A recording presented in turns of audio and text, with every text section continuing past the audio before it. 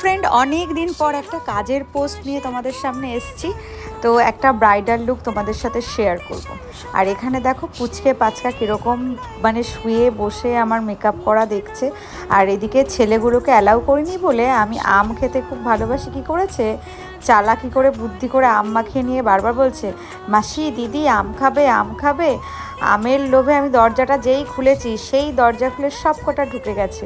জানো তো, ছোটোবেলায় যখন কোনো বিয়েবাড়িতে কনে সাজানো হতো ঠিক এইভাবেই মানে চেষ্টা করতাম একটু ঢোকার দেখার, কিন্তু কখনো কেউ অ্যালাউ করতো না।